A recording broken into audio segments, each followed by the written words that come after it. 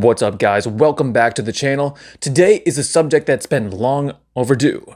The 8 jhanas in Buddhism, the 8 states of right concentration. In the Noble Eightfold Path, under the path factor of right concentration, or Samadhi, there are states of concentration called jhana, or dhyāna in Sanskrit, which we can translate as absorption. Entering and remaining in these states is the ideal of Buddhist practice. And all the other factors, virtue, effort, mindfulness, and wisdom, help you get to this place of mastery and eventually, with experience, lead you to awakening.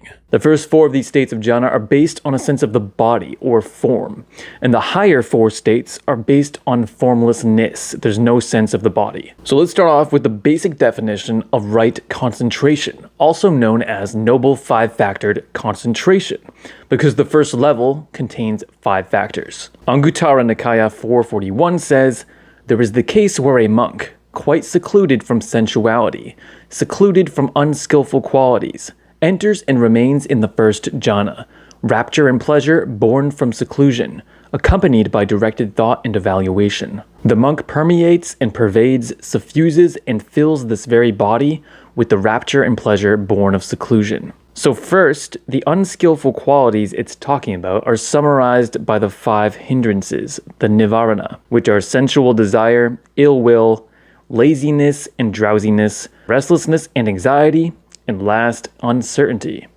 Basically anything based on the 3 roots of unskillful action: greed, aversion, and delusion. So none of these things are present in jhana, which is why we say you are secluded from them. It's not about physical seclusion per se, though that could help. But besides abandoning these 5 hindrances, you do actually need a 6th quality to really stay secluded and become internally solid. And that is a sense of mindfulness about the drawbacks of sensual desire, flowing out into craving. Now, the next terms you need to know are rapture and pleasure, piti and sukha. These are an energetic delight or soothing feeling of the body, as well as mental joy. Ultimately, this is why we want to pursue samadhi, a wholesome, self-generated well-being not dependent on sensory input. The terms directed thought and evaluation are vitakka and vichara. These are the main mental faculties used to bring the mind to concentration.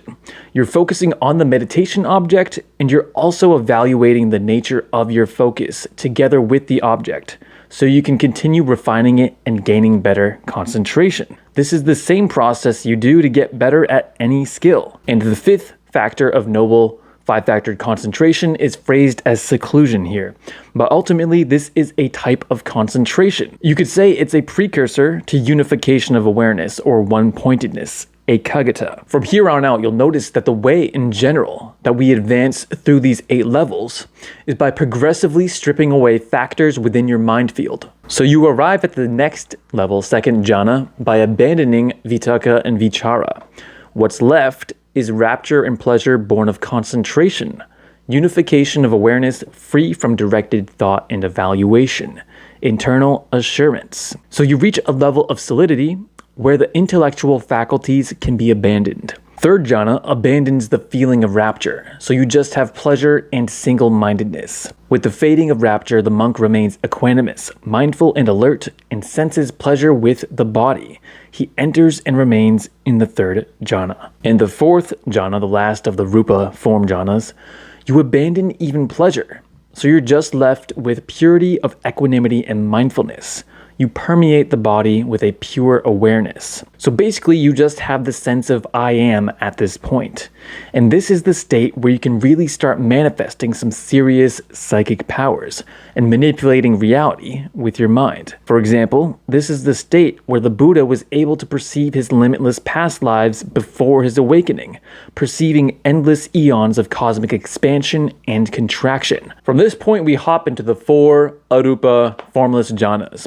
And these are the dimension of the infinitude of space, the dimension of the infinitude of consciousness, nothingness, and last, neither perception nor non-perception. To explain these, I'll simply read what Thanissaro says in his chapter on right concentration, though we can infer the same things ourselves if we read Samyutta Nikaya 1311. The 5th jhana, the dimension of the infinitude of space, comes when the mind consciously ignores its perception of the form of the body, attending instead to the remaining sense of space that surrounds and pervades that form. Now, the sixth jhana, the infinitude of consciousness. This comes when the mind sheds its perception of space, leaving a limitless sense of awareness. The seventh jhana, the dimension of nothingness. This comes when the mind lets go of the oneness of its perception of awareness, leaving a perception of inactivity. And last, the dimension of neither perception nor non-perception, the eighth jhana, comes when the mind sheds the perception of that lack of activity. That leaves a state where perception is so refined that it can hardly be called perception at all, even though it is still there. So as you can see, we're progressing by simply dropping perceptions. And in this last stage, you've really removed all possible phenomena from your awareness except for this last vestige, which is some kind of perception, some kind of baseline perception or consciousness. The Buddha aptly calls this remnant of fabrications attainment, where fabrications, if you're not familiar, is sankhara, the fourth of the five khandhas. Now, the cool thing is from here, if you manage to strip away even this last bit of phenomena, you enter the deathless, the unfabricated. This is the secret ninth stage of jhana, the cessation of feeling and perception, sanya vedayata nirodha.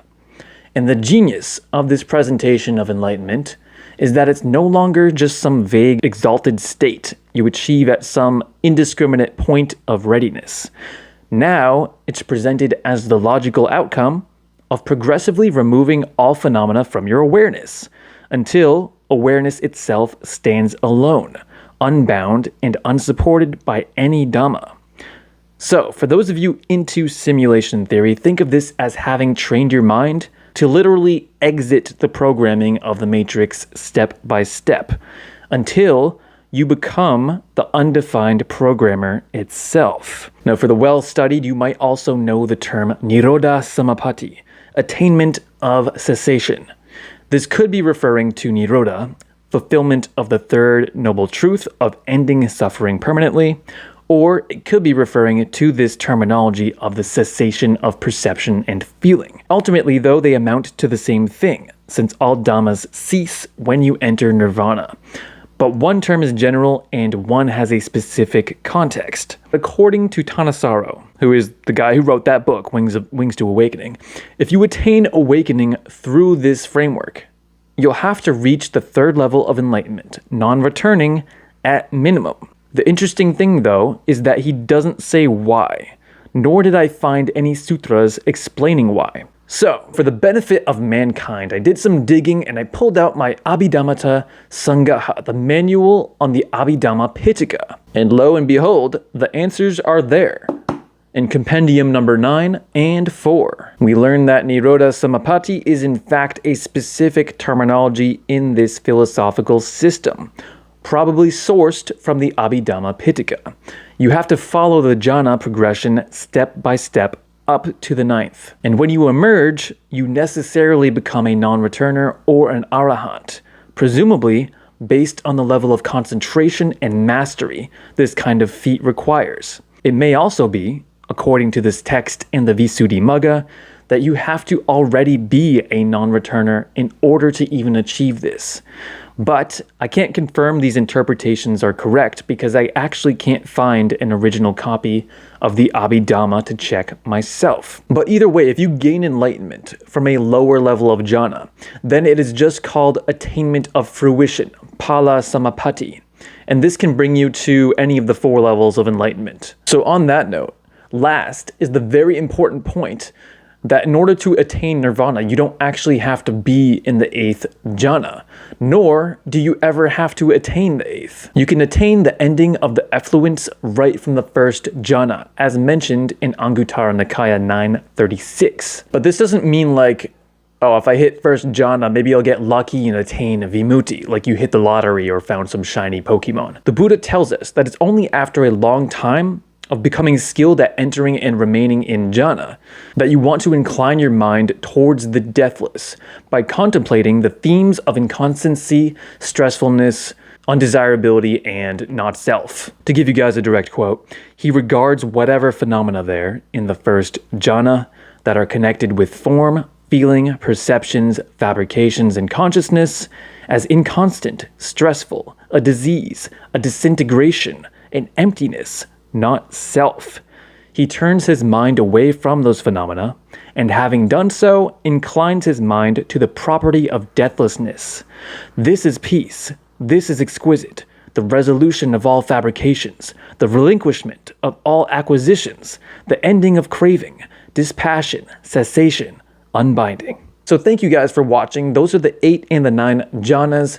This is my guide on how to attain nirvana on your first date. Just burn quickly right through the 8 jhanas, contemplate inconstancy, and you're off to the races. Enjoy your pasta. Now hit like and subscribe. I'll see you guys next time for the next spiritual video. And check out my t-shirt merch as well. Sage Against the Machine, Alchemist Prime.